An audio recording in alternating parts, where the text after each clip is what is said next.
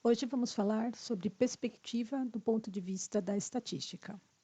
A palavra perspectiva pode estar relacionada com o modo como olhamos um objeto. Nessa figura, por exemplo, o que você vê? A moça ou a bruxa?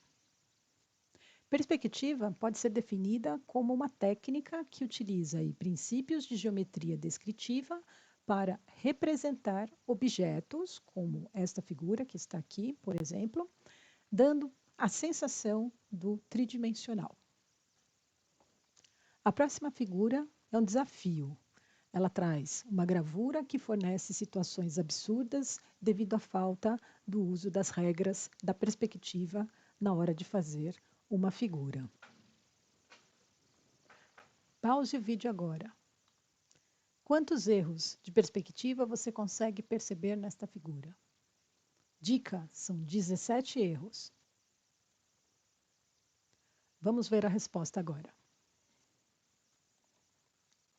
Na primeira figura, temos um homem com uma vara, onde ele mostra aqui, no primeiro plano, e a vara dele passa além do homem que está com uma segunda vara.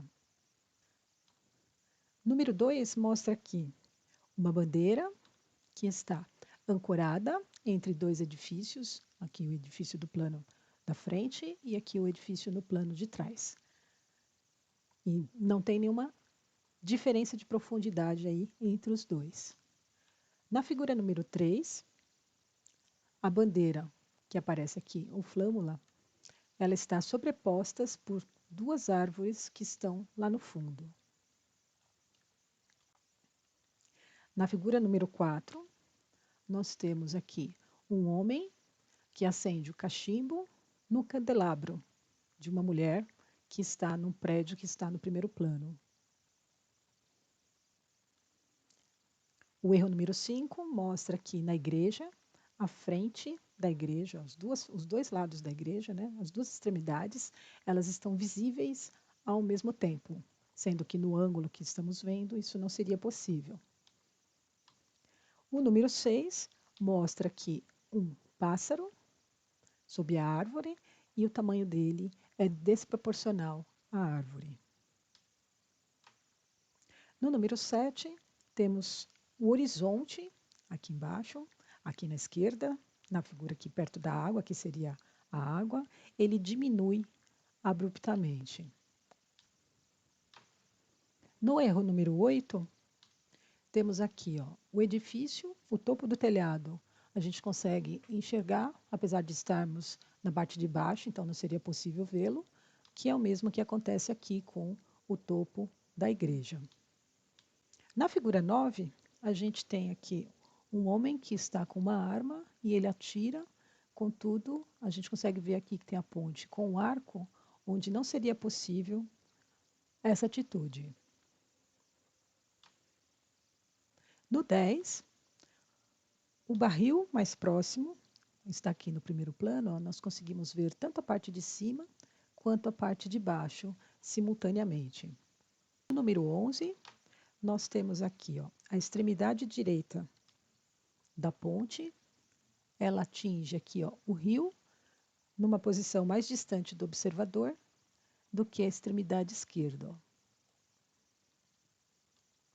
Número 12, a calçada, ela está desenhada aqui de forma que ela dá a impressão, né, de que o homem está prestes a escorregar.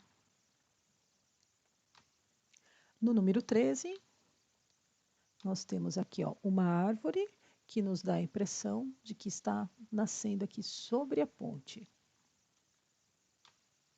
No número 14, ao fundo, conseguimos ali observar, né, que o cisne ele está muito grande e ele é maior do que as pessoas que estão dentro do barco. O 15 mostra que as ovelhas elas crescem à medida que elas afastam do observador. O 16º, ele mostra que as árvores diminuem, então aqui elas vão diminuindo à medida que se aproximam, né? Então está ao contrário, aqui é a mesma ideia aqui do que tinha acontecendo ali com as ovelhas. No número 17, vemos aqui que o sentido mais próximo do primeiro edifício, que é esse daqui, ele é alterado aqui no meio da parede, então muda aqui de direção.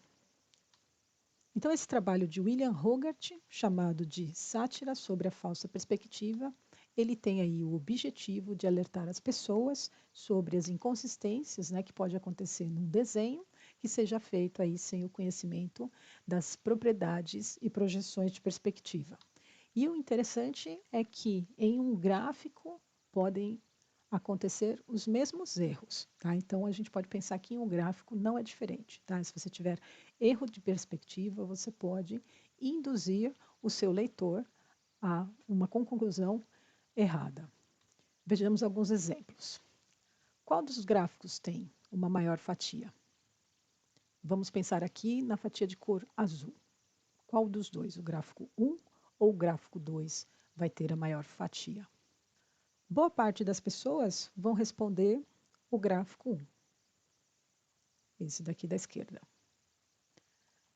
Entretanto, quando você olha os dados, ambos foram feitos com os mesmos valores. E esse gráfico, que 30% aqui em azul, 70% aqui em laranja. 70% aqui em laranja, 30% mais ao fundo ali em azul. E justamente, né, o fato de você trocar a posição do gráfico, você girar o gráfico, faz com que a sensação que nós temos é de que a parte que está aqui mais próxima do observador, nós, aqui no gráfico 1, é maior do que no gráfico 2, que está mais distante. Isso dá uma falsa ilusão aí e interfere na interpretação correta do gráfico. Então, o gráfico 3D, ele se mostra aqui não adequado para a representação do conjunto de dados.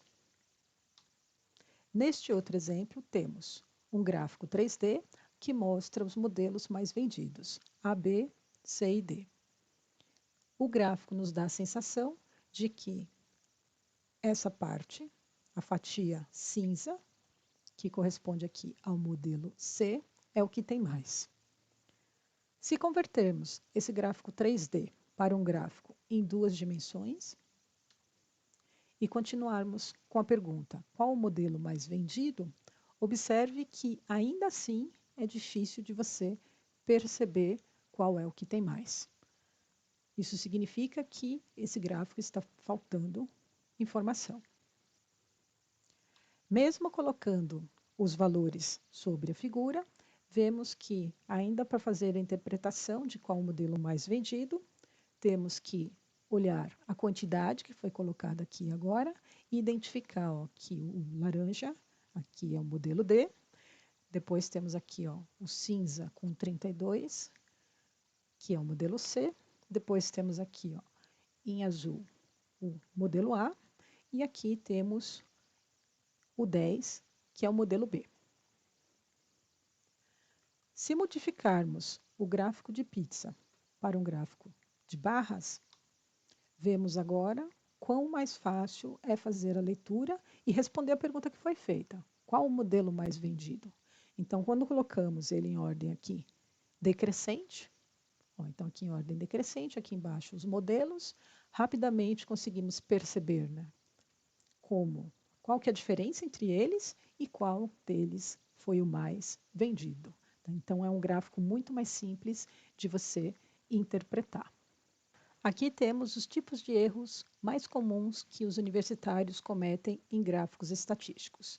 Entre eles, os mais simples são os que mais acontecem aqui, escalas desproporcionais, alturas incorretas em gráficos de colunas, barras e linhas, início do eixo diferente de zero, a somatória do disco de pizza, aqui, que é o gráfico de setores, maior do que 100%, inversão do eixo em gráficos de linhas, o uso cumulativo para evidenciar algum crescimento, o uso do 3D para criar a ilusão de um setor maior e, por último aqui, unir duas categorias de resposta em gráficos de setores e apresentar como se fosse um só.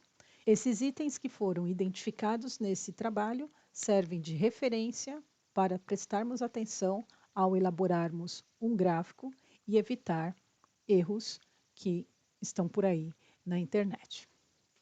Bons estudos!